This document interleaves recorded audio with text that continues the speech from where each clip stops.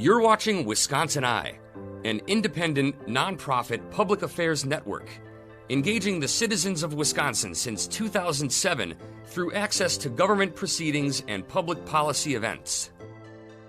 To support programs like this, please consider a tax-deductible donation at wisi.org/donate or by texting WISI to 44321. Good evening.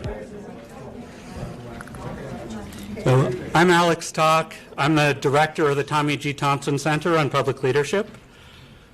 The Thompson Center was established to follow in the footsteps of Governor Thompson, who proudly worked with colleagues on both sides of the aisle to advance the public good. The Thompson Center seeks to carry on Governor Thompson's legacy by advancing effective public leadership in Wisconsin through events, scholarships, and other activities. Election integrity and trust are essential to effective public leadership in a democratic republic such as ours. The integrity of the voting process is necessary to ensure democratic leaders are accountable to voters and subject to replacement when failing to advance the public good. And trust in the integrity of that process is important for voters to accept the decisions of their elected leaders, even when doubting their choices, and view grievances with those leaders as something that can be expressed through the ballot box. This event, therefore, goes to the core of our mission at the Thompson Center. So we're here tonight so that we can have a respectful and civil discussion, take seriously questions you may have about the process and the integrity of the process, and try to hopefully get some answers for those. So I thank you all for being here and for being part of this civil discussion. I want to thank Bob Orr, Nathan Stock, Dan Grant, and everyone at the Carter Center for working with us on this event and for all the work they've put into it, as well as Ruth and Mary Kate at the Thompson Center.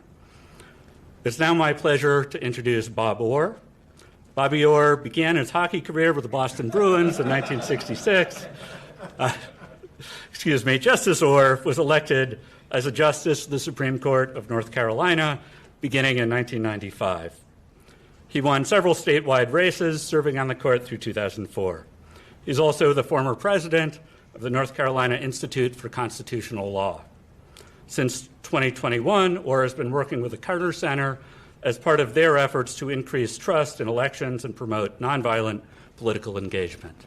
So please welcome Bob Orr.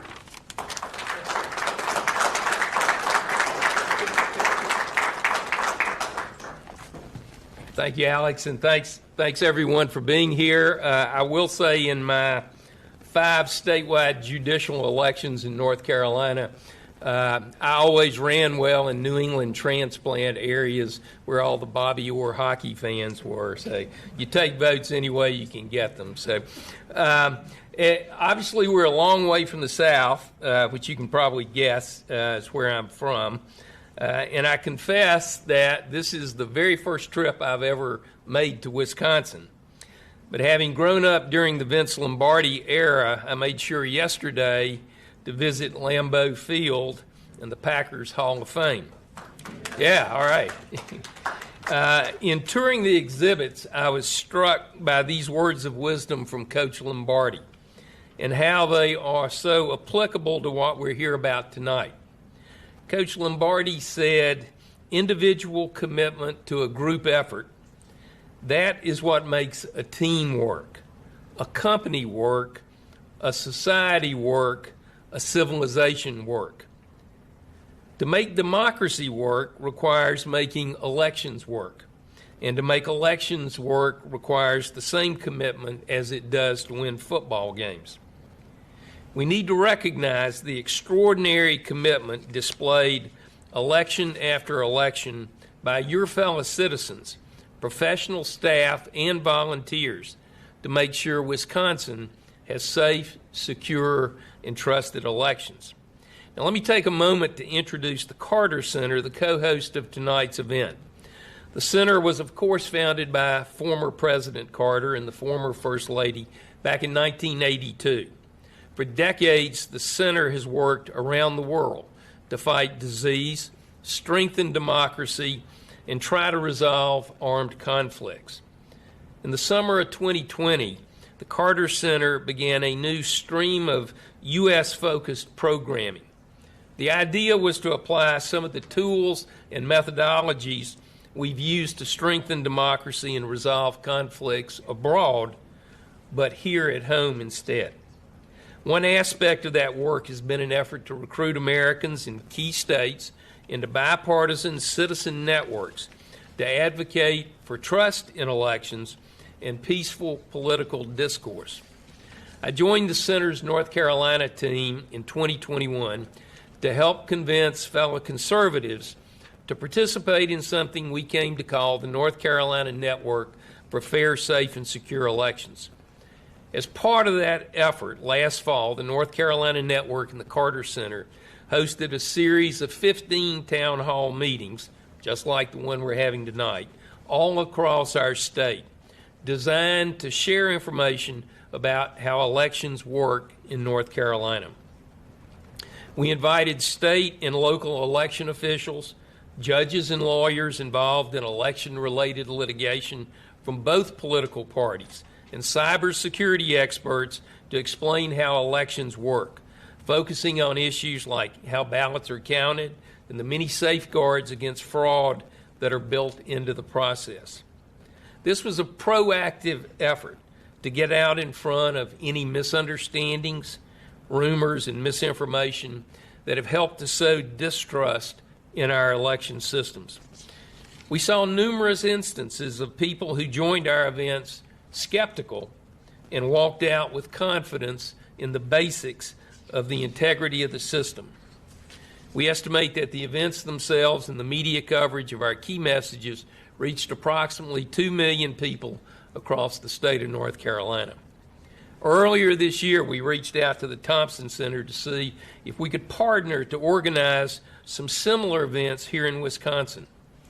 I don't need to remind everyone here that there's an election next week that has drawn significant national attention. The public's confidence in the election process here translates directly into public confidence in an independent judiciary, a principle that's critical to our democracy. Lastly, I'd note that for the Carter Center, this event is hopefully the beginning of our engagement in Wisconsin, not the end. The center has begun preliminary conversations about establishing a local bipartisan civic network here in the state, similar to those we've been running in Arizona, Florida, Georgia, and North Carolina. We're looking for concerned citizens from across the political spectrum who are interested in serving as local advocates for democracy and civic discourse. If you think you might be interested in working with us on this, please see me or my colleague Nathan Stock, whom you'll meet later in the program after this event. Let me again thank the Thompson Center for hosting us this evening, and let me thank all the panelists in advance for sharing their time and expertise and willingness to come out and talk with the folks here tonight.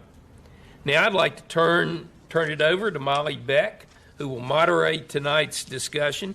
Ms. Beck is the senior Capitol reporter of the Milwaukee Journal Sentinel. And to be a senior reporter, I told her she's mighty young looking, but please welcome her. Thank you. Thank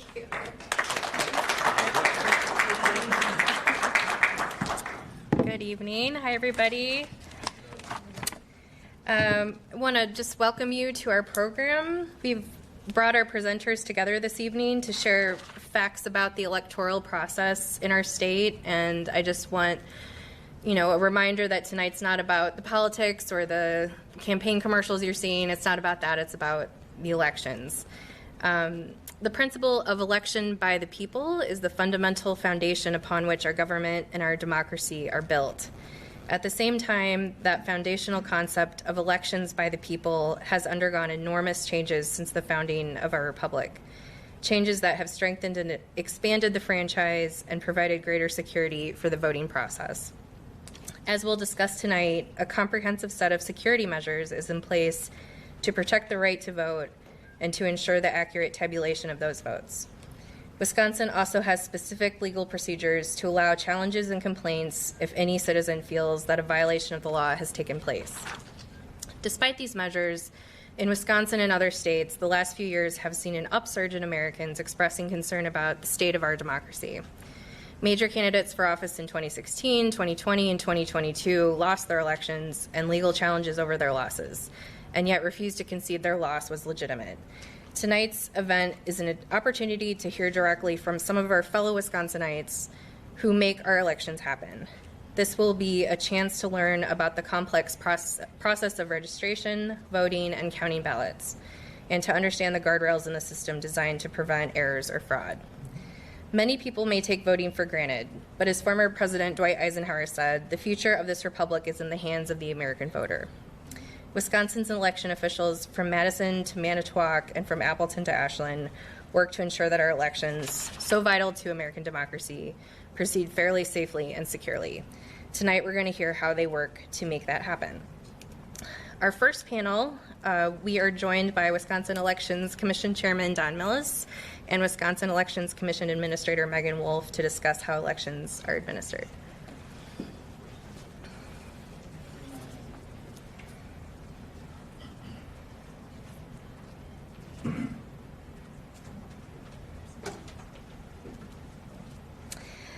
Don and Meagan, why don't you start by just sharing a little bit about yourselves and your work with the commission?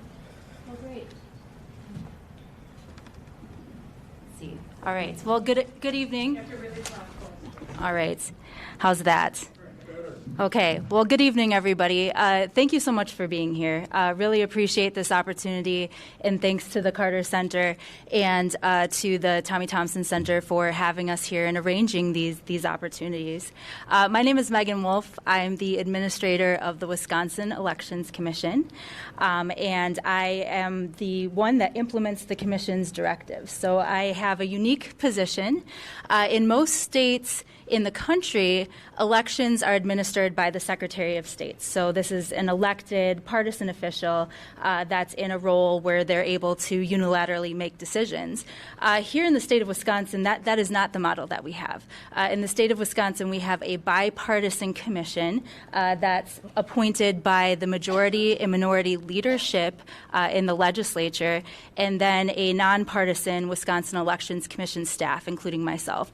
And one of the things I think is really important and so special about that unique structure here inWisconsin is that when the commission meets to talk about how they're going to implement a new law, how they're going to implement guidance to our local election officials, how they're going to implement a court decision, that has to happen in a public meeting. And many of you have probably tuned into those. The commission meetings are held in a public forum where you can submit comment to the commissioners and you can actually watch them as those deliberations are made. And so again, that's really unique to other states where, you know, the chief election official might be able to go in a closed room, make a decision, and walk out with that decision. This has to happen as part of a public forum. And so I think that's really a pretty incredible thing. Wisconsin also has the most decentralized election administration system in the country. And what does that mean? So that means that where most other states, they administer elections at the county level. So they might have 50 to 100 county election officials that administer elections. Here in Wisconsin, elections are administered in your municipality. So all 1,850 cities, towns, and villages, they're the ones that are administering elections.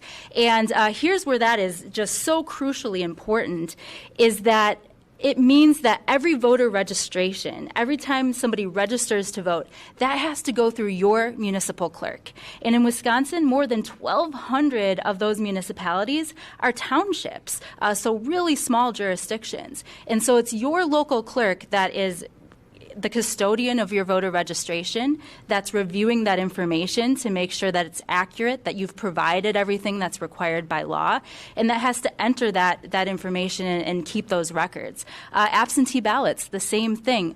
only your municipal clerk is able to register voters and issue absentee ballots. So they're really the ones that make elections run, and they're accountable to their communities, right? Because we're so decentralized, they're accountable to their voters in their communities in each of those 1,850 jurisdictions. And I think that's a pretty remarkable thing. It allows us to have that, the clerks to have that local connection with their voters that you don't see in a lot of other places. And I really commend them for the hard work that happens in those small jurisdictions. Many of them aren't given many resources to run elections. Some of them might only be paid to run elections for 5 hours a week. I like to say in some jurisdictions they might have a laptop and a snowplow, and that's pretty much what they have in that jurisdiction, and they're not given a whole lot to be able to administer a really important part of their local communities. So they deserve a lot of credit because they have an enormous job, and it's a pretty thankless job as well. But we couldn't run Wisconsin elections without those 1,850 municipalities. So our job at the Wisconsin Elections Commission then, we again implement the directives of our bipartisan commission, and we also provide some of the training and support, things like the database that the clerks are required by law to utilize. That's what we do, is that we provide that training in those platforms for the local election officials to utilize. We don't issue ballots. We don't register voters. All those things are happening again in your local communities. So again, really wanted to thank you all so much for being here, for being willing to have this discussion. I think it's really important to be able to talk about some of the mechanics of how elections work. You wouldn't be here if you didn't care a lot about the election process, and so appreciate you taking the time to listen and submit questions, and I'll turn it over to Chair Millis. Thank you, and thank all of you for being here. I come at this with a little bit different perspective, with the possible exception, and I just say possible exception of Judge Orr. I'm probably the oldest panelist, and this is my third go-round on a statewide election agency. I was a member and chair of the State of Wisconsin Elections Board. I was Governor Thompson's designee back in 1997 to 2001. And then later on, in 2016, when the Elections Commission was created, I was on one of the initial commissioners. My appointing authority was Senate Majority Leader Fitzgerald, who's now Congressman Fitzgerald, and I made it clear that I could serve for like about 9 months because I had other commitments. And then last summer, Speaker Voss asked me to take to the commission, where I was probably known that I'd become the chair of the commission. So this is my third time around, and I think when I took the job in June of last year, one of the things that I observed was that since 2000, we have more ways to ensure election integrity than at any time in our history. When I go back to my time in 1997 to 2001, elections part of it, of the Elections Board, was a small part of it. It was mostly a campaign finance agency, and most of our time was dealt with campaign finance issues. We didn't have a statewide voter registration list. We had communities of 5,000 or less didn't have to have a voter registration list. So it was, and there was no photo ID requirement. It was conceivable to, if you wanted to, you could vote in multiple communities on the same day by just saying, I'm such and such, here's my address. And unless they asked for an ID, which they rarely did, it would be possible. Today, that's virtually impossible to do that, and we'll explain a little bit later why. But we have things like voter photo ID. We have a statewide voter registration list. We have ERIC matching, which is actually a great tool to catch fraud. And yet, since 2000, members of both parties over the years have claimed that they've denied election results. I was sued in 2016 as an initial member of the commission by Jill Stein, who wanted to have a statewide hand recount because they argued in their brief, and they had Professor Haldeman from University of Michigan said that these tabulating machines that are not connected to the internet were being hacked, and possibly hacked by Russia. And so we had that going on. This is nothing new. Now, I think the volume has been greater. My role, I think, is to try to enhance or at least create more confidence in election results. And I think we're doing that in a small way. I think my wife thinks that the reason I got on here was that I haven't been a defendant in enough lawsuits. And so that's been something that's happened quite a bit. So anyway, so that's the perspective I take. I'm happy to answer any questions presented by Molly or the group. All right. If you have questions for Don or Meagan, please fill them out on the index cards that are going around, and we will try our best to get to as many questions as possible. And if some are similar, we might group them together. Okay, great. I guess the first question, we can just start with a basic question. How can voters know that their ballot is counted accurately? So one of the things that we did, we've tried to enhance our election audits. And so I think historically we've audited less than 5% of the machines in the state. This last year, after the general, or as our planning up to the general election, we decided to audit 10% of the ballots, and so, or 10% of the machines, and these are done by random. We make sure that we hit every type of machine. And the audit, what an audit is that your local clerk, and then again, these are the city of Milwaukee, city of Madison, but also among the 1,200 clerks, and I think we had 180 or 100, about 160, 180 communities had audits, and what they're open to the public. And what you do is you take the ballots that were cast in a particular ward, you run them through the machine, and then you hand count them.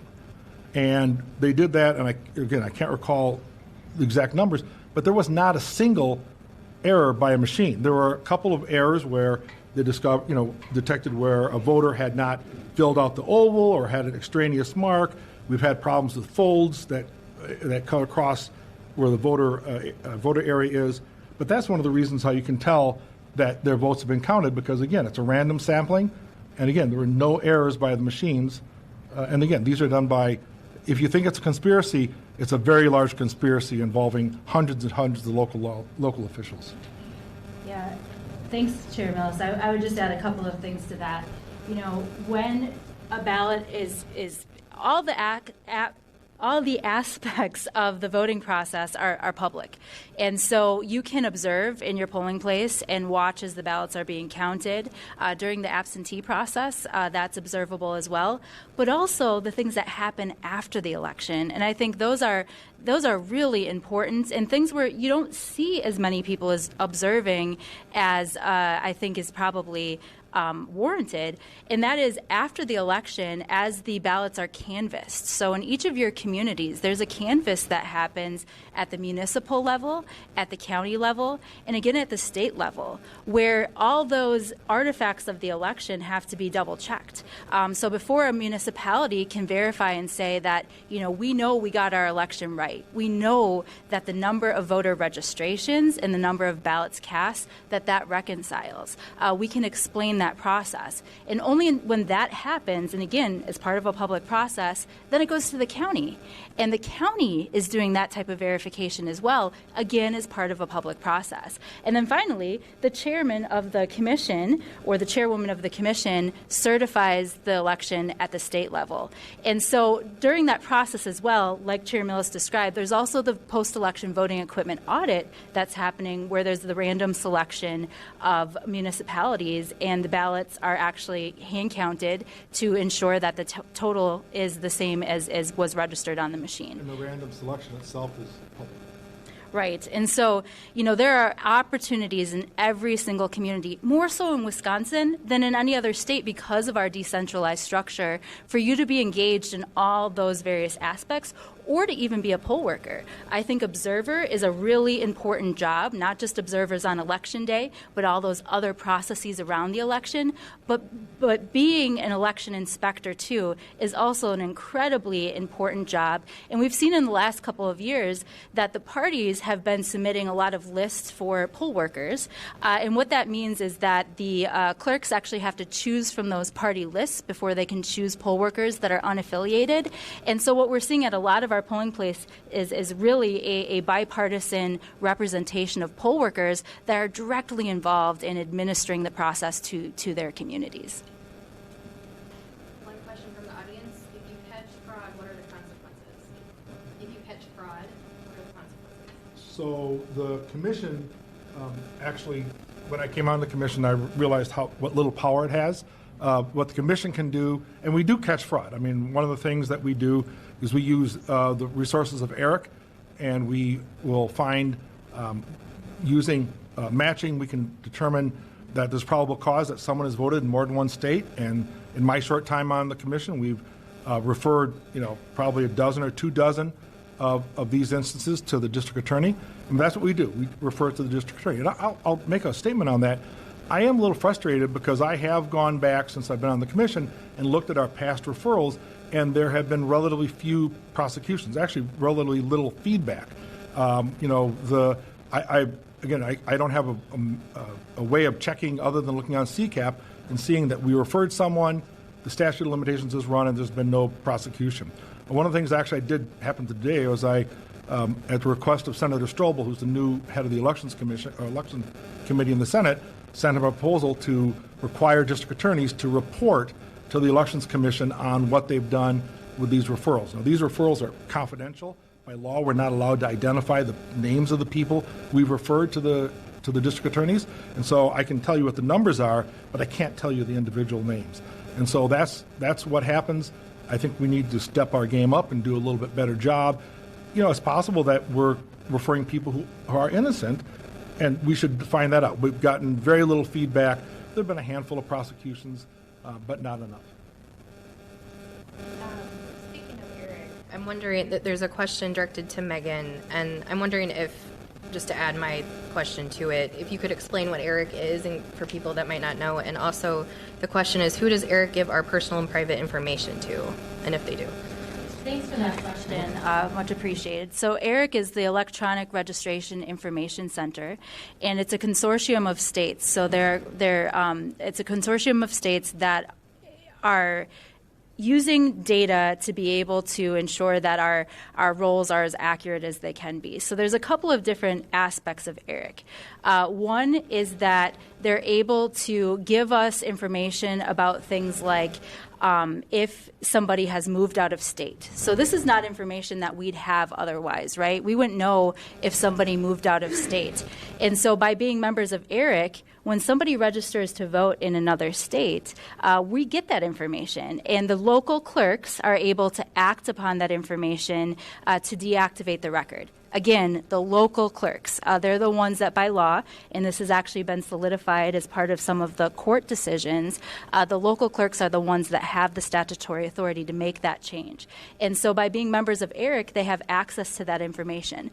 We would also know through ERIC if somebody has died out of state. So again, we get information regularly from vital records here in the state of Wisconsin, but if somebody dies out of state, there's no way for us to have that information other than to be a member of ERIC. There's also, as the chair mentioned, another report that's available through ERIC is the ability to exchange voter participation data. And when ERIC receives or gives back data, it's all hashed, and so they're able to use a sophisticated process to take a look at the data to establish if somebody may have voted twice, once in Wisconsin and once in another state. And so there are actually referrals that are made based on that data and analysis, and again, something we just would not have access to be able to analyze the rolls and compare them to ours if we were not members of ERIC. Another component of ERIC is they give us a report of voters who are eligible to be registered to vote but are not registered voters. We don't register them. We simply provide them with information about how they would get registered to vote, and they receive a postcard that says, you're not registered to vote, but if you'd like to register to vote, here are the steps to take. They would have to register to vote through all the legal means that anybody else would. They'd have to provide their proof of residence document, but they do receive a postcard letting them know that they're eligible according to their DMV records. So that in a nutshell is some of the data that ERIC provides us. They also do some checks so that we can look for duplicates in our system. So every night our system is looking for duplicate registration. So let's say somebody registered to vote and then they moved and they've registered to vote again. We're identifying those for the clerks, and the clerks can then act on deactivating the old registration and activating the new one. the clerks. But this ERIC report also gives us the ability to double check that process. And if a record did not get addressed, it would flag that again so that we can let the clerk know that they need to take a look at that record. So it allows us to exchange data and use data with other states that we wouldn't be able to if we weren't members of ERIC. We're required by law to be members of ERIC, and ERIC is required to meet a lot of federal standards. Their membership agreement and their cybersecurity standards are available on their website, where you can see, what they have to do in order to be able to facilitate providing those reports to member states. Can you answer the second part, which was personal data? Who's that given to? Who gets the data? Yeah, so the ERIC agreement, again, establishes a secure method of being able to share that data. So our Wisconsin law also requires the DMV to share data as well. So the DMV is required to share their data with ERIC, as are the motor vehicle entities in other states as well. In the state of Wisconsin, we provide the voter list, shall we say, the list of eligible active registered voters in the system. And that's provided through a secure hashed transfer to ERIC in accordance with the membership agreement. Again, they do have very stringent security standards that they're required to adhere to in order to facilitate that process.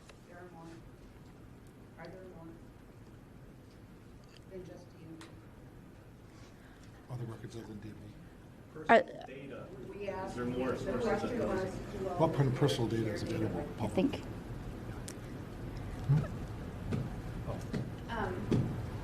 One follow-up question to the ERIC question is who owns ERIC or who runs ERIC? ERIC is owned by the member states. So ERIC is solely owned and funded by the member states. There's a board of director where each member state has a director on the board, and it is completely funded by ERIC member states. So each state pays dues.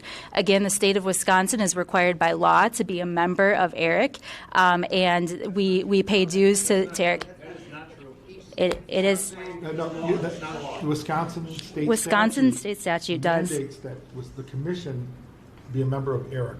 That was the legislature that created the Elections Commission. Imposed that. Electronic Registration Information Center. Where is the center? Where do they store all this? In a secure Where is the server? location. But you never answered the question who ERIC shares our data with. Yep. I believe I did, and I believe we can move on to the next question. Thanks. No, you didn't. CEIR. Okay. The next question we have here Can you is speak to the microphone, please? the next question. There was a second question on that card. Can you also read that one, please? We are. The one that's folded. What's the second question on there? The folded note card. You answered my first question. What's the second? I'm going to move on to the next question that we Why have wouldn't here. you answer that one? We have a lot of questions here, and we only have a few minutes left. How do 120,000 votes for one candidate drop all at once at 3 a.m.? How? Do you want For to? one candidate. Would you, How? sir? Please How? be civil. I don't. Would you like to talk about the Milwaukee Central count and how those votes are counted? Sure. So central count is a process that is allowed under Wisconsin state statute where a jurisdiction can pass an ordinance that allows them to be able to centrally count their absentee votes. So we don't have early voting. Early voting is sometimes a word that's used to describe some states that allow you to vote your ballot before Election Day, and then it's actually put into a tabulator. We don't have that here in the state of Wisconsin. So in Wisconsin, all ballots are not counted until Election Day. So in a central count jurisdiction, all the absentees go to one location where they're centrally counted. And again, each jurisdiction establishes where that's going to be in their jurisdiction. There are about 33 jurisdictions in the state of Wisconsin that have chosen through their municipal ordinance to establish a central count location. And how that works is that, everybody's voting at the polls on election day, and they're going to be feeding their ballots into their tabulator at their polls on election day, and then your ballots are centrally counted if you voted by absentee in a central facility. And so those absentee totals are then later added to the totals of the ballots that are cast at the jurisdictions. Why would you count them at 3 a.m. though? Sir, if you have a question, please put it on an index card. I'm just trying to get the Sir. Sorry. Okay. This is all new to me. I'm sorry. Okay. All right, let's move on to another question we have. This audience member read in the Milwaukee Journal Sentinel, it was a Wisconsin Watch story, that there isn't consistency in reporting the names of people to clerks who have been ruled incompetent to vote by a judge. What process? Can't hear you. What process would you support? Okay. There was a story today that talked about voters who have been ruled by a judge incompetent to vote. Do you support changing that? What would the process be to change that? So, the staff is not allowed to take positions on legislation until the commission has voted on it. The commission, one of the things we have talked with staff about the problems, about the inconsistency in dealing with people who've been adjudicated as incompetent. And I can tell you, my day job is actually a tax litigator. I represent businesses throughout the state. I'm in front of a lot of different judges and clerks, and they all operate differently in many aspects. And so it's very frustrating for me in my area. I can imagine how difficult it is in a sensitive area about dealing with adjudicating people who are incompetent. What we wanted to do is to try to create a better system for having that information collected at a central location, maybe the Elections Commission or someplace, so that throughout the state, in every jurisdiction, you have the same rules. And I think that's hugely important. The same rules should apply throughout the state in terms of who's eligible to vote. And as a de facto way, just the way the law has been, not the way the law is written, but the way the law has been acted upon, in some communities, it's hard for clerks to figure out who should be removed from the rolls. And so we need to have a better way. I know that Speaker Voss has been working with that.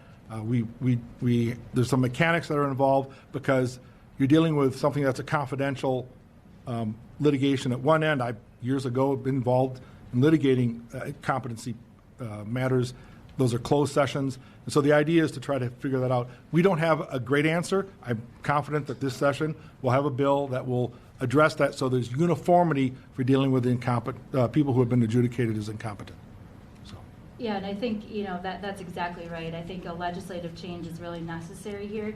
One of the shortcomings, I guess, of our decentralized system is that, again, the clerks, the local election official in each of the 1,850 municipalities, they're the ones that are able to deactivate a voter record, right? So whether somebody becomes a felon and they get that information, or if somebody's deceased, or if somebody's adjudicated incompetent, it's the local clerk that has to get that information and act on it. In this situation, right now the law says that the courts could send information to each of the 1,850 local clerks, but that's not really feasible or practical. And so there needs to be a better way for the courts to be able to provide that information to the state centrally so that we can get it to the right clerk. Finding the right clerk can be really tricky business too, especially in townships. They might have a mailing address that is a larger jurisdiction with the postal service, but that doesn't indicate the township that they live in. And so, a lot of times we are the central hub for getting that information from vital records, from other entities, and then we provide that to the clerks so that they're able to act upon it and we can ensure that the right clerk gets the right information. So like in a guardianship petition, the address that would be in the record, not a public record, but the court record, might not actually tell you which municipality they live in. And so that's why it's difficult for a judicial clerk who has nothing to do with elections to figure out where it should go. And so we need to have a system, and I personally think it makes sense for the Elections Commission to gather that information because we probably have the resources to figure out where that record should go better than anyone else. The legislature will decide if that's happening. That's to happen. Another question we have, you touched on this before, but specifically with absentee ballots, how are they verified and when are they counted? Yeah, so absentee ballots. So when you request an absentee ballot, it is your clerk that receives that absentee ballot request, and they're the ones that have to first make sure that you're registered to vote. Are you a registered voter that can receive an absentee ballot? Have you provided a photo ID? So the Wisconsin state law says that you have to provide a photo ID the first time you make an absentee request by mail. And so it's your clerk that's verifying that. And once they've made those verifications, the clerk is the one that then sends that absentee ballot to you. And the clerk is also the one that receives your absentee ballot back once you've voted it and returned it. And then they're going to be logging that they received the ballot back. Every step of the process, they have to log by law. And so then your ballot is held securely by your municipal clerk until Election Day. And then on Election Day, your ballot is actually sent down to your polling place, unless you're in a jurisdiction with central count, in which case it's sent to your central count location to be counted as part of the public process. So all absentee ballots are counted in the public eye, either at your polling place or at your central count facility. But no ballots are opened or processed, tabulated until Election Day in the state of Wisconsin. There would need to be a law change to allow clerks to do any sort of processing before Election Day. Okay. Another question from the audience. Who by law is in charge of cleaning up the voter database, the clerks or the commission staff?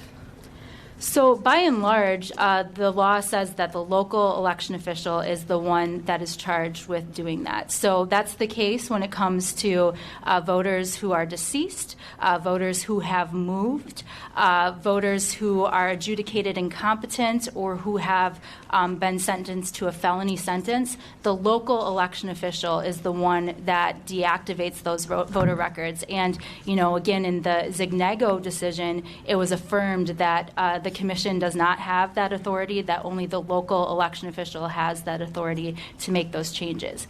Now, there are a couple of places where the law does give the Elections Commission that authority. One of them is the 4-year maintenance process. The name is a little misleading, but the 4-year maintenance process happens every 2 years. So every 2 years by law, we have to look at the voter participation records and identify people that haven't participated in an election in 4 years. Anybody that has not participated in 4 years, they're sent a postcard saying, you haven't participated in the last 4 years. If you still want to stay on the list, return this postcard. But if we don't hear from you, your voter record is going to be deactivated. And so once those postcards are sent out, and that happens in June of the year following a general election, then the commission does deactivate any voters that the clerk hasn't heard from that haven't responded to that postcard and hasn't voted in the last 4 years. Their record is deactivated at the state level. Okay, and we probably have time for just one more question for this panel. What led to the removal of absentee drop box use? Well, the question was what led to the removal of absentee drop boxes? Well, there was a lawsuit. The question is what led to the removal of absentee drop boxes? Well, there was a lawsuit, and there was an injunction in January of last year. Judge Boren enjoined the use of drop boxes. That was stayed for the February election, but it was put back in place for the April spring election last year. Ultimately, the state Supreme Court decided that the law prohibited unstaffed absentee drop boxes. And so that's why they're no longer allowed. All right. Okay. Well, thank you very much to our panelists, Don and Meagan. Let's give them a round of applause.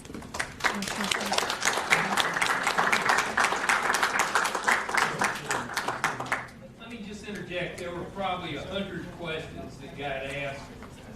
Obviously, time and circumstances don't allow us to get to all the questions. We got another great panel coming up, and then a cybersecurity expert. So, be patient. This is sort of the first effort to get information out to you. One question, sir.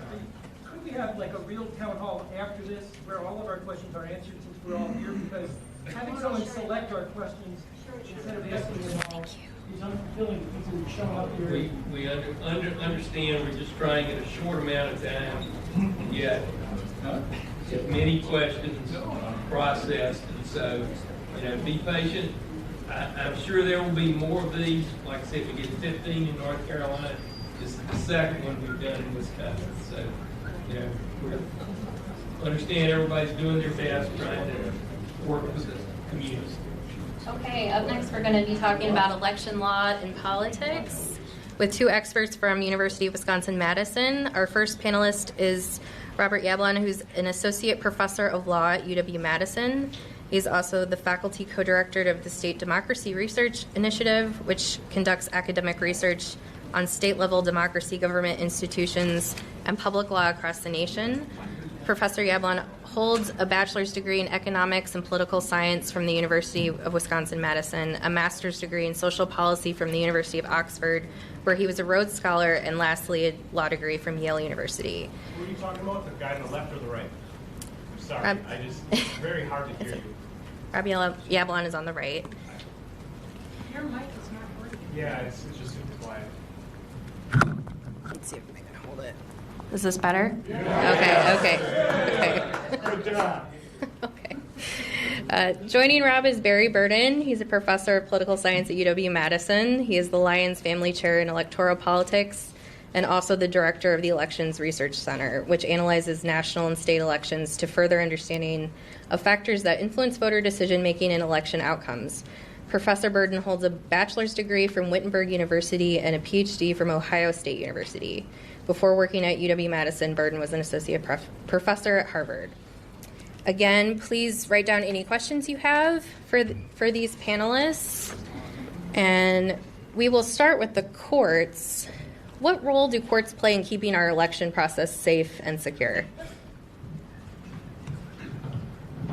So I guess I'll start there. First, let me just express my appreciation to the Carter Center and the Thompson Center for hosting this, and thanks to all of you for taking the time out of your evening to be here.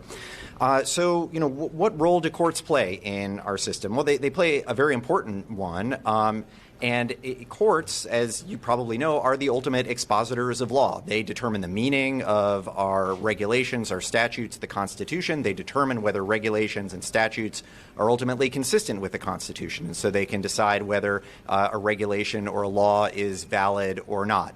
And so, part of what the court is doing is resolving those kinds of legal disputes that get presented to it. The second important thing that courts are doing is they're resolving factual disputes. And courts are a really good forum for bringing if you have concerns about how an election is played out, whether votes are valid or not, and you want to present evidence somewhere, the court is where you do it, and they have mechanisms for you to do discovery, to take evidence from your adversary, to take testimony under oath, depositions, and so on, and then ultimately there's an organized process in court for those factual findings to be made. So courts never actually accept any cases. All these lawsuits on the 2020 election, they didn't get through the doorway. Well, how do you even make a case if you can't even get in the courthouse? Yeah, so I'm sure we can get more questions about that. Let me just say, courts. Explain what happened. Yeah, you're giving a summary about stuff, but we know what happened here in the state. Right. Well, why don't I? Sure. Yeah. I appreciate you got questions, but nobody on the live stream can hear you if you're not speaking into a mic. It doesn't matter. So, I'm trying to understand. But my personal. I understand that, but I would appreciate if we could allow the panelists to speak, and we've still got a stack of 80 questions here that we're going to do our best to get through over the next hour. Good. If you could address his issues. That's the thing is that we're having a conversation. He's bringing up good issues. Right, but sir. Right, but. He's going to talk for 5 minutes. Right. The initial question was at the beginning of his. Right. Rhetoric. But many people in the room are raising similar questions. We have repeats. And we're going to do our best to address that. I'd like to turn this back to the panelists. Right. Go right ahead.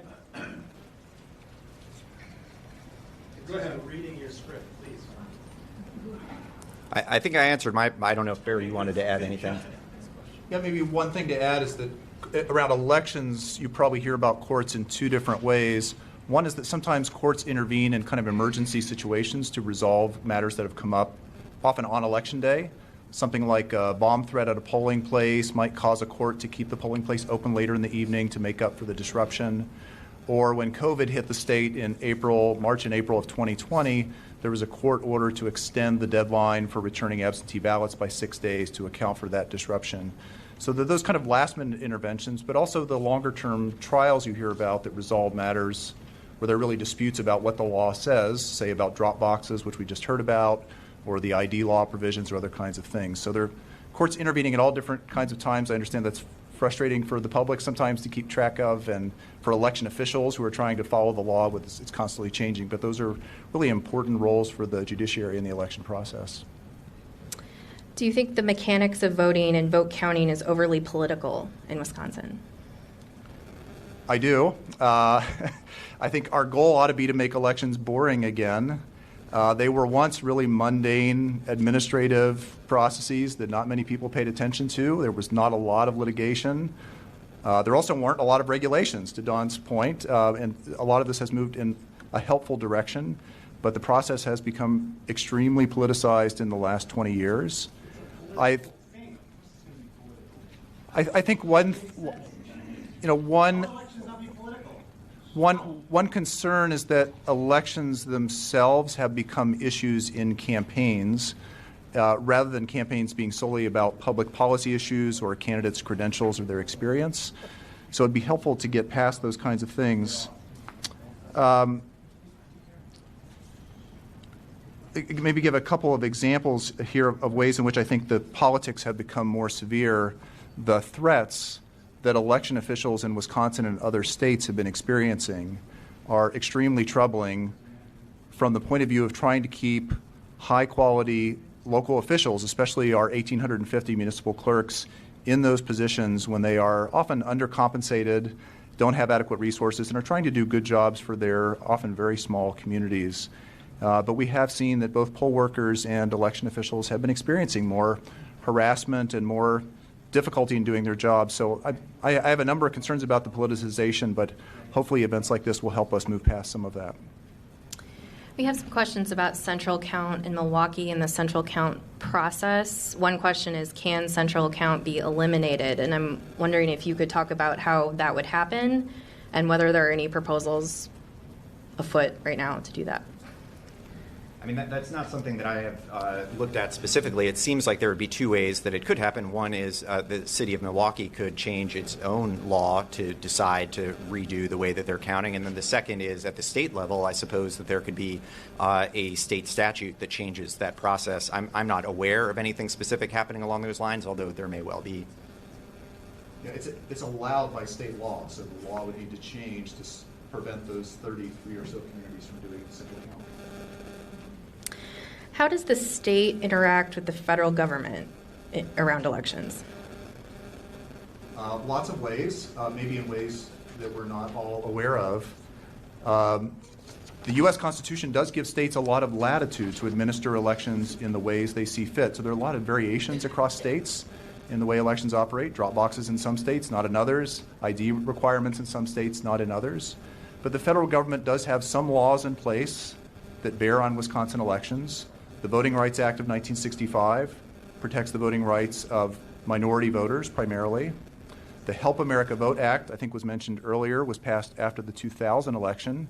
That did things like require the state to have a statewide voter registration database, which was mentioned, and provided funding for the state to buy new voting machines. So the voting equipment, the optical scanners that are in place in a lot of the state were purchased with HAVA funds, federal funds. The EAC, the Election Assistance Commission, was also created from HAVA, and the EAC does things like testing of voting equipment to establish voluntary guidelines for voting equipment. The state's not required to follow them, but many states, including Wisconsin, listen to the testing that the EAC has done and find that helpful in deciding what voting equipment is appropriate. And then the DOJ, the Department of Justice, has some role in observing elections around the country and making sure that federal laws like the Americans with Disabilities Act are followed. So there are places, I would say touch points, where the federal government is involved in state elections, but for the most part it really is a state matter, and in Wisconsin it's largely down to the localities, as you heard earlier. Want to say more about the feds? Yeah, I mean, the only thing that I would add to that is to the extent that there are security, national security issues, federal law enforcement becomes aware of threats, that's something that they will convey to state and local officials to act on as well. Okay. Why do we use democracy when the U.S. is a constitutional republic? You have a feeling about that? I mean, I just don't know what that means. Why do we? Why do you mean? Why do you, I mean, whoever asked it? No, I'm genuinely curious. Do you mean why are we using the word democracy, or is there? Sure.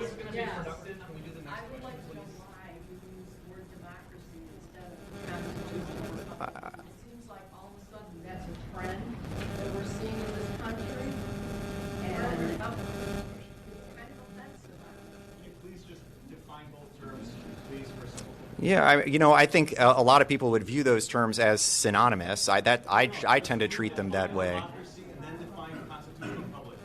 I don't know. Find it in a dictionary.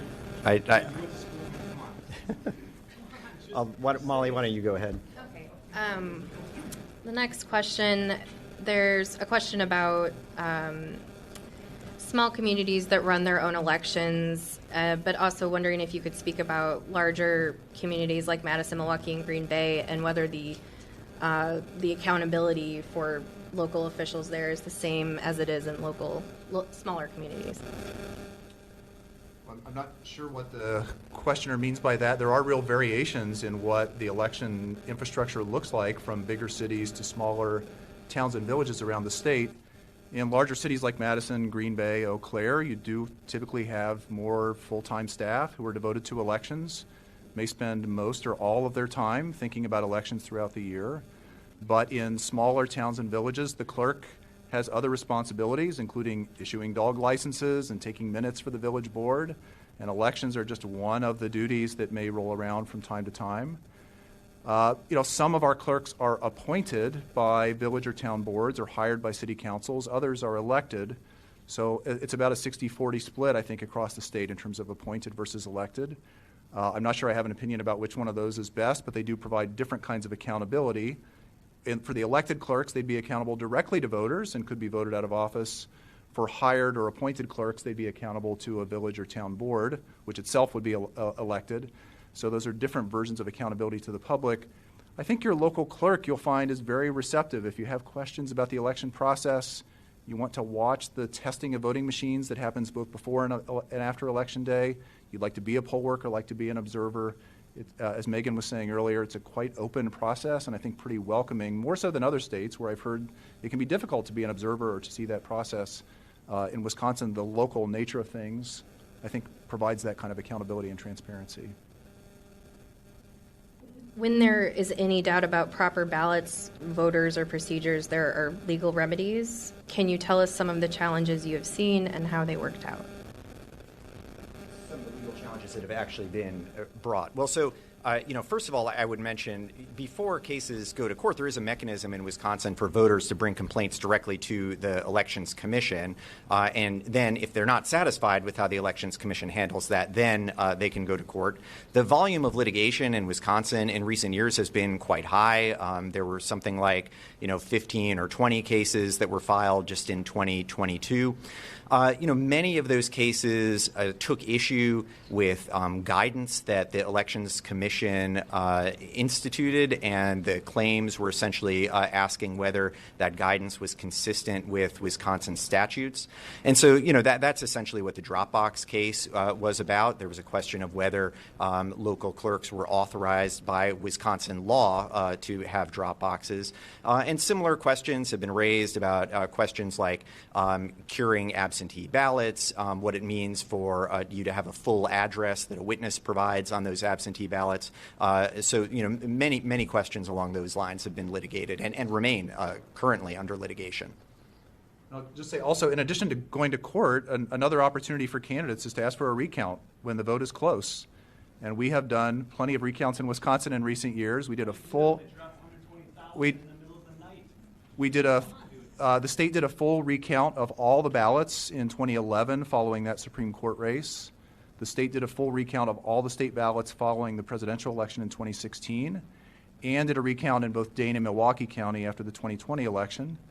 And, in the course of those recounts, you discover some human errors, some mistakes along the way, but they're relatively minor. And I view that as a method for verifying, along with audits and the other things you've heard about tonight, the general voting process and the integrity of the count, those kinds of things. So it's not exactly a legal remedy, but it is something that the law allows for trailing candidates to demand. Can a municipality implement a central count process without passing an ordinance? Think so? I think that had to be authorized locally, but is allowed by state law. Does that sound right? Sounds right to me. What role do the media play in addressing misinformation, and do you believe it's generally being adequately addressed? There are a lot of different variants of misinformation. There's misinformation about the election process itself. You sometimes hear things like, I heard from a friend that absentee ballots aren't counted unless the election is close. That's a common one that you hear in Wisconsin and other states around the country. It's not true. You heard earlier, absentee ballots and election day ballots are all counted on election day, whether at one place or in different locations. So there are things like that where I think both the media and the Elections Commission and local clerks have done a pretty good job to confront misunderstandings about how that works, but it's a continual effort. And I remember hearing from some clerks in the northwest part of the state who are not far from the Twin Cities that voters there are sometimes confused because they hear news from Minneapolis, which is the media center there. They're watching Minneapolis news, but living in Wisconsin, and there may be some confusion about what laws apply. I think one lesson for the media, or one thing I would suggest, is to be careful not to repeat misinformation when confronting it, to try to find the facts but not allow misunderstandings to be repeated in the course of that. There's some really helpful work like factcheck.org and PolitiFact. I think PolitiFact has a connection to the journal Sentinel. Those are quite helpful. But I think it's just an ongoing effort to try to make sure voters have the correct information. May I make a suggestion? I'm sorry. If the title of our thing tonight is Trusted Elections, I think, speaking for myself, I would feel a lot more comfortable if we felt that our questions were being answered rather than being evaded or being talked at like we don't know what's going on. It's just my thought. I think where there's frustration happening from people, and I appreciate it, it's got to be very hard for you to sit up here and do that. I understand that. But people are feeling a lot of frustration. And I feel if their questions were being answered openly and honestly, and even if it's an I don't know, we need to look at that together, I think it would go a lot farther. I appreciate your input. I believe that our panelists are trying their best to answer these questions for you, and I think if it's a selection of questions, you're picking questions that maybe aren't getting at the questions people actually have. And you're ignoring other questions. I'm not ignoring questions. There are a lot of questions that are similar to other questions, so we don't have all night. So I'm trying to group them, together and get at that issue that way. But maybe you could take all the questions right now and have people look at them and randomly pick them or something, because you're asking about like voter competency and one-offs, and those aren't really the questions most of us have. These are all from the audience. I'm asking questions from the audience. Thank you. We really do appreciate your concern. We have called on these people on short notice just in the last few weeks to do it. None of us are doing it perfectly. They're doing the best they can to ask. I understood. All respect, absolutely. And Molly, no personal offense. I'm just saying, feeling the crowd here. I mean, I'm a lawyer. I graduated with Don here. What can I do to help you?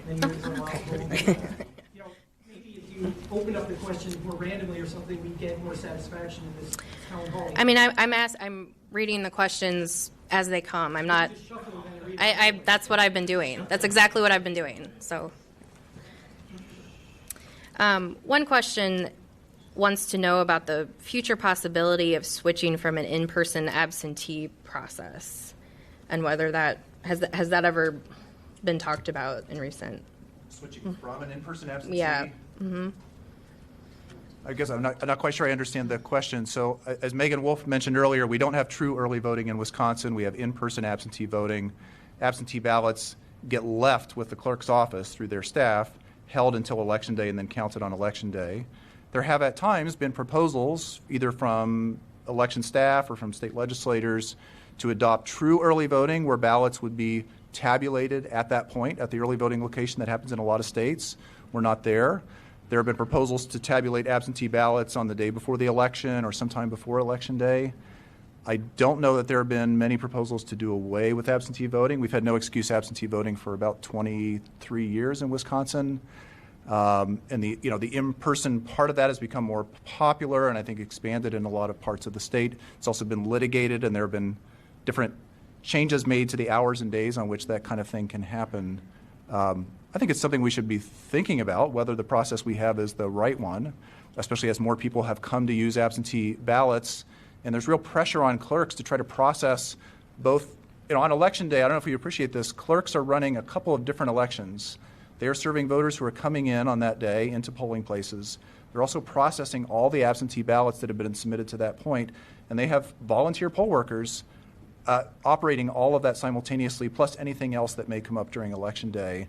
And I think many of them find it really challenging, especially in bigger communities, might appreciate the ability to get on some of those absentee ballots and at least open the ballots and flatten them and prepare them for tabulating, if not tabulate them. But I think at this point, those are just proposals, and there haven't really been any meaningful changes in recent years. Okay. Just have time for a couple more. When you go to vote, do clerks have an instantaneous check of the voter's name and birth date and identifying information? Well, they have the electronic voter roll, right? When you're showing your ID and giving your name, they're checking that against the information in the poll book. I'm not sure what more there is to it beyond that. In state law, there's supposed to be an instantaneous check of their name, birth date, and their identifying number with the DMV. Is that happening? They have I believe that's the information that they would have in the electronic poll book. They do not have the driver's license in the poll book. I wasn't aware that state law requires an instantaneous check of the DMV number. I'm not sure that's correct, but there is a matching against a matching. Yeah, we want to separate the registration process from the voting process. Right. For the voting process, many communities have paper poll books, others have Badger books or electronic poll books. Those are different systems, but in every case, they're matching against a registration list and using the ID that's presented by the voter to make sure they're who they say they are. But you've got to be a registered voter first, and that's a different process that involves establishing your residency and so on. Okay, and we have a question wondering if you can talk about the Teagan case and what brought that forward and the result. Yeah, so that's the Dropbox case, and I guess the genesis of it was in 2020. In early 2020, there was guidance from the Elections Commission as the pandemic was really getting rolling. There was interest from clerks in having drop boxes set up to drop ballots off, partly because of health concerns, partly because there were also concerns at that time with the Postal Service. And so the guidance that the Elections Commission issued was that it was authorized for local clerks to provide those drop boxes. And I think there ultimately were hundreds of them that most counties in the state were using.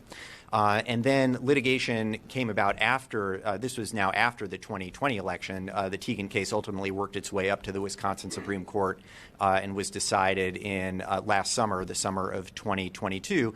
The legal question in that case was essentially whether the statutes, the absentee voting statutes, could be read to authorize the use of drop boxes. And there were, statutory arguments that were made on both sides. The opponents essentially argued, well, there's no explicit reference to drop boxes, and so their argument was that should be a reason why they just weren't authorized. The clerks and some others who were in favor of drop boxes argued that the law left the clerks with discretion to decide how they wanted to accept the ballots. It worked, as you know, we've talked about, it worked its way up to the Wisconsin Supreme Court. It was a 4-3 ruling from the court, and the court ultimately concluded that the statute does not authorize drop boxes. And since then, you know, we did not have drop boxes in November 2022 and won't be using them in this election either. Okay. And one last question. What law is broken when a signature on a ballot does not match the signature on the voter roll? What law is broken? I assume that means that the ballot is counted? Or what would happen if I don't believe there's a signature check that's done, so I don't think that's part of the legal process at all. Okay.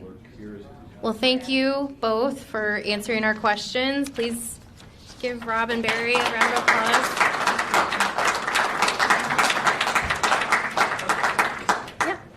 Our next panel is going to be on cybersecurity, and so if you have questions about cybersecurity, now's the time to send them up, because we'll have our experts on that. They're not here to answer general election issues. Okay. Please welcome Dave Schroeder and Alex Tahk to the table.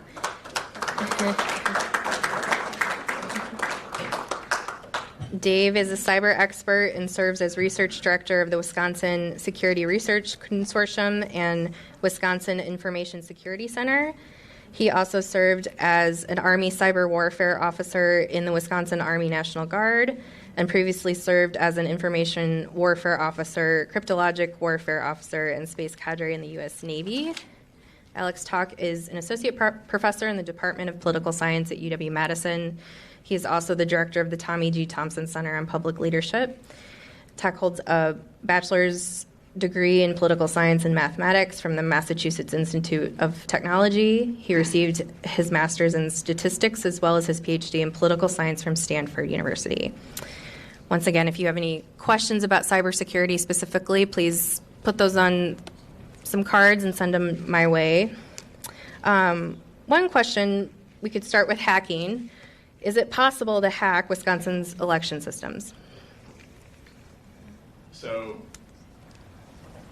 these systems that we have are not invulnerable.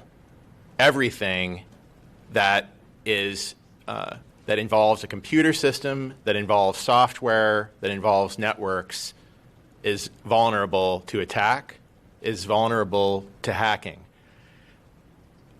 Everyone who has had a password changed out from under them, or lost control of a bank account, or had a Facebook account taken over, or clicked on the wrong link. This is how these things happen. And what I want to stress about the elections process, which is based on trust, a trust that we all need to have as citizens, that the process works the way it's supposed to, that your vote counts, that a lawfully cast vote is counted and is not offset by an improperly cast vote somewhere else, and that all of the votes collectively are counted in the way they should be. That entire system, end to end, is based on trust. That's one of the reasons why elections are now considered national critical infrastructure, in the same way that we consider the power grid, ports, and dams. And guess what? All of those things are vulnerable too. And there are nation-state actors that want to attack them. There are criminal elements that want to attack them. And this is how it's always going to be in the information realm when it comes to cyber. And what that means is that we, as a nation, need to be able to credibly defend these systems and have our citizens, all of you, be able to feel like when there's concerns, they're addressed, and that the processes are sound. So we have an advantage, I think, in this country, in our constitutional federal republic, that everything is so distributed. You have people who are working down to the local level, or at least to the county level in most of the country, who are administering these elections and these processes and these systems, acquiring the equipment, securing the equipment, doing the best they can with the resources they have. And that's the process that we have. So the answer to that question is, the process is imperfect. And I would encourage you to think about the fact that there are forces out there, and some of them are foreign, who want us to distrust our electoral processes. And if our elections were attacked by a foreign power in a way that actually changed vote outcomes, that's something that, as a matter of national policy, we would probably consider an act of war. So nation states aren't going to take that level of risk.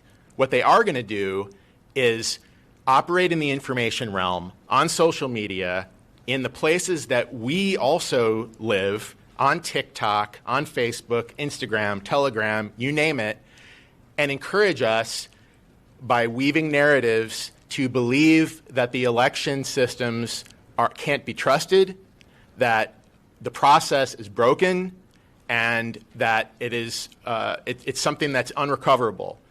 If you were an adversary of the United States, that's exactly what you'd be doing. And so that's the part of the cyber realm that I think about a lot, this information space, and I'll just stop there. So let me add, so Ronald Reagan was fond of saying, trust but verify. And I think that's really an important idea here with cybersecurity, that we need to have a system that we trust, and we need a way to verify it. And I think having a paper trail is an important part of that. So we need a way to count votes quickly, but it's important that whatever process we have, there's some record of it off of computers that we can go and check things with. And so most of Wisconsin, 90% of Wisconsin votes with optical scan ballots, but whether you're voting with an optical scan ballot or through a computer or through a paper ballot, there is a paper record of it off the computer that we can go back and compare that to what happened with the computer, which I think is important to think about when we talk about hacked. There's hacked and not caught, and then there's hacked, but you can go and see the difference. And it's that last part that's really important. It's not just an act of war, but it's an act of war where we'll have a record of it. So Wisconsin law requires that there be a paper records of these votes. So whether you're casting through optical scan or through a computer, there will be a physical paper record of your vote. If you vote on a computer, it'll print out a completed ballot that you submit, and either way you can see the paper. We have that paper. That's not going to get hacked. And so if there are questions or we're just do regular audits, we're comparing those, and we can see those discrepancies. And so if it's hacked, we'll have that record that we can compare with it. How would a voting machine get hacked if it's not supposed to be hooked up to the internet?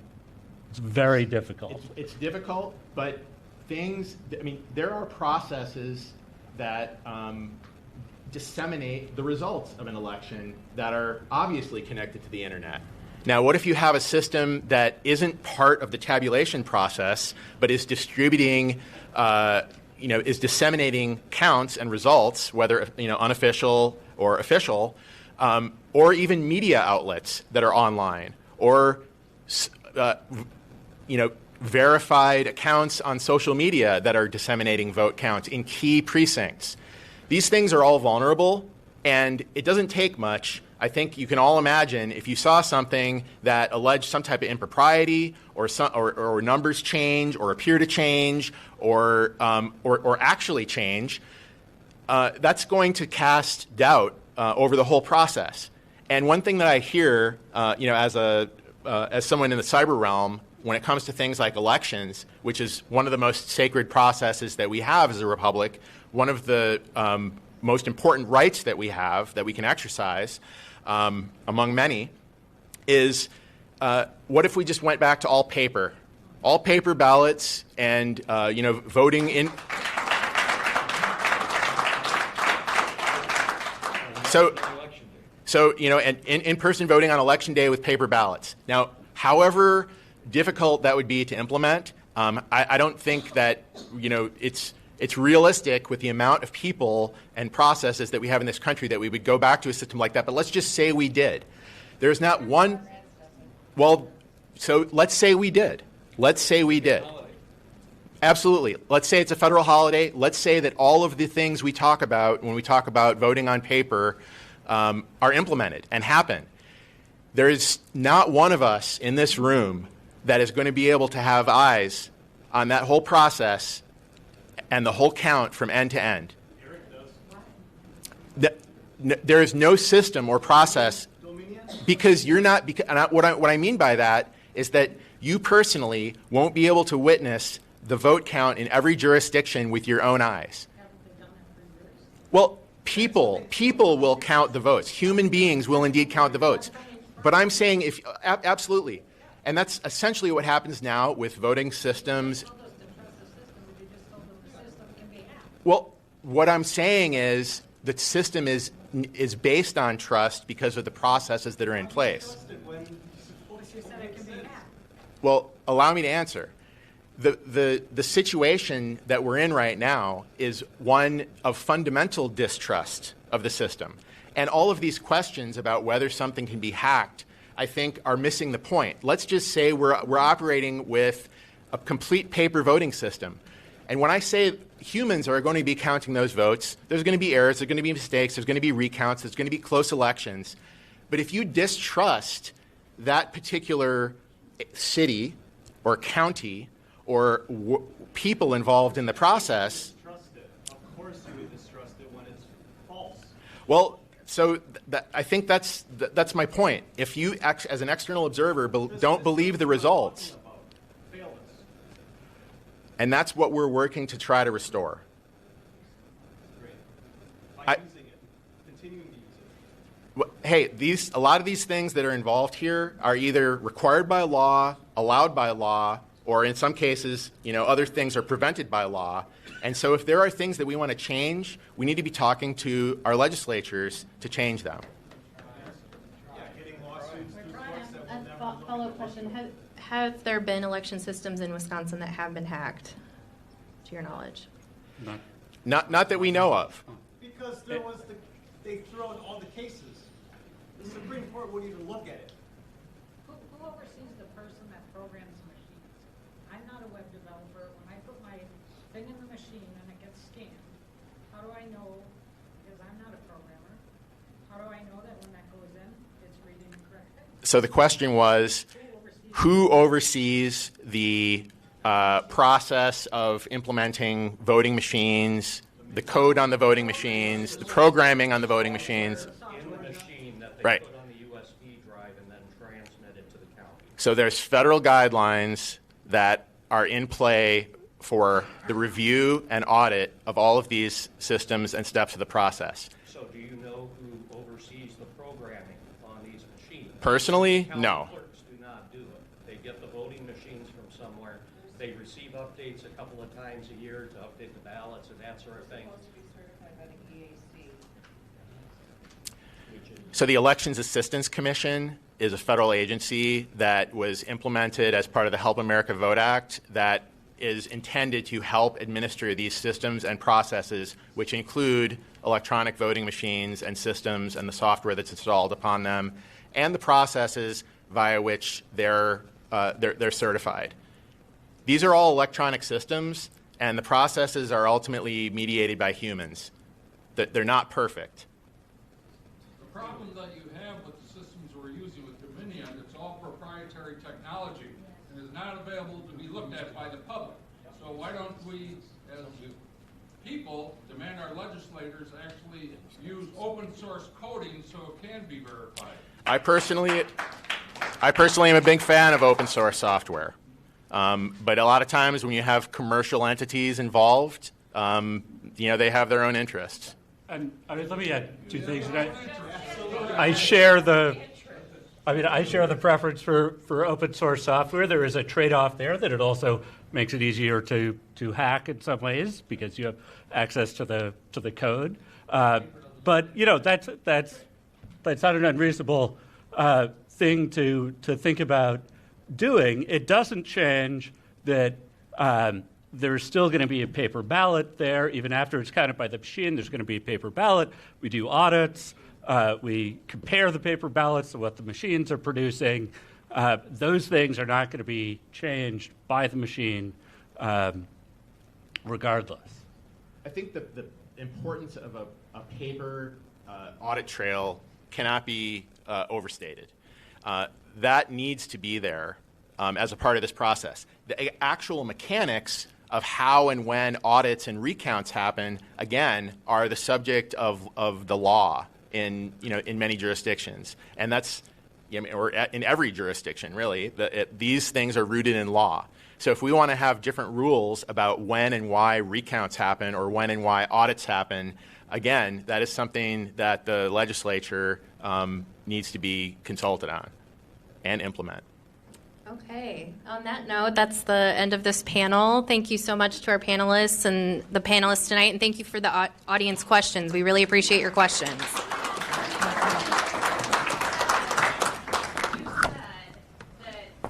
This program is a production of Wisconsin Eye, an independent, nonpartisan, nonprofit media network with a mission to inform, educate, and engage the citizens of Wisconsin. Wisconsin Eye is the nation's first and only independently funded state civic broadcast network, providing gavel-to-gavel access to government proceedings and events at the state capitol.